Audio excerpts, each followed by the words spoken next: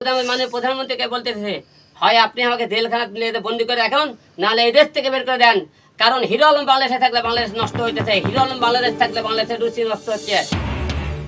Hero আলমের প্রথম স্ত্রী সাদিয়া আক্তার সুমির সাথে বিয়ে হয় 2010 সালে। সেই সংসারে আলো আঁখি নামে 2 মেয়ে ও আবির নামে একটা ছেলে সন্তান রয়েছে তার।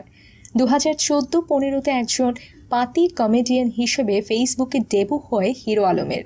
মডেল আরিফ খানকে ছেড়ে উৎসাহী তরুণরা ঝুঁকে পড়ে হিরো আলমের দিকে।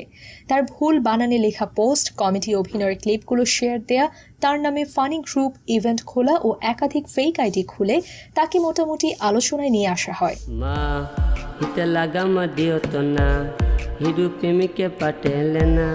এরপর ধীরে ধীরে অভিনয় জগতে ছড়িয়ে পড়ে তার আধিপত্য।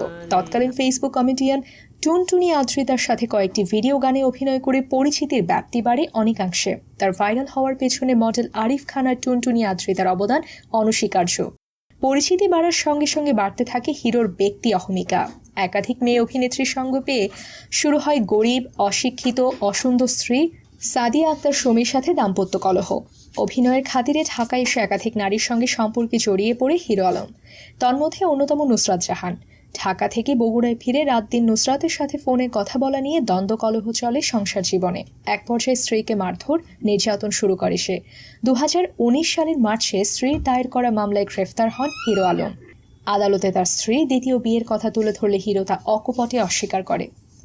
অতঃপর স্ত্রী সাদিয়া আক্তার সুমি মামলা তুলে নিয়ে পুনরায় হিরোর সঙ্গে সংসার করার সিদ্ধান্ত জানায়। এপ্রিলে তার জামিন হলে স্ত্রী সুমিকে তাৎক্ষণিক তালাক দিয়ে গোপনে বিয়ে করা নুসরাত জাহানকে ঘরে তোলে হিরো আলম।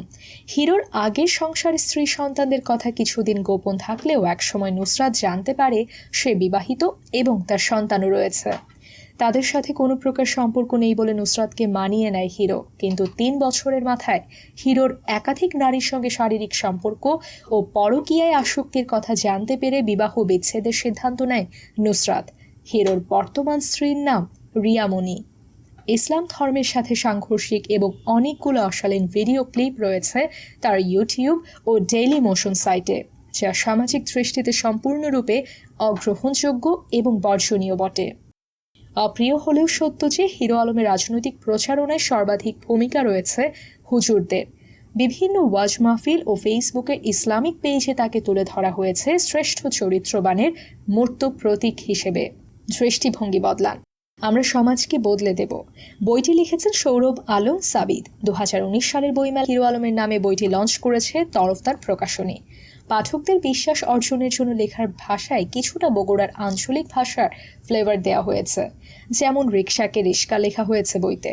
বিজনেস মাইন্ড নিয়ে অনেকেই হিরো আলমকে ব্যবহার করছে, এই বইটি তার একটি নমুনা। সোশ্যাল মিডিয়ায় ইউটিউব চ্যানেল, ফেসবুক পেজের রিচ বাড়াতেও বর্তমানে ইউটিউবারদের প্রধান content hero Alam. Public sympathy অর্জনের লক্ষ্যে তার পজিটিভ দিকগুলোকে হাইলাইট করা হচ্ছে, কৌশলে কিংবা অজান্তে গোপন রাখা হচ্ছে তার চারিত্রিক ত্রুটিগুলো। সিনেমা জগতের অভিনেতা অভিনেত্রীরা সাধারণত অশ্লীলতা, পরকীয়া ও একাধিক বিয়েতে আসক্ত। আমরা তাদের অভিনয় দেখে বিনোদিত হই, তাদের ব্যক্তি চরিত্র মুখ্য বিষয় নয়। কিন্তু যখন তারা আমাদের প্রতিনিধি হতে চাইবে, নিশ্চয়ই চারিত্রিক গুণটাও দেখা জরুরি।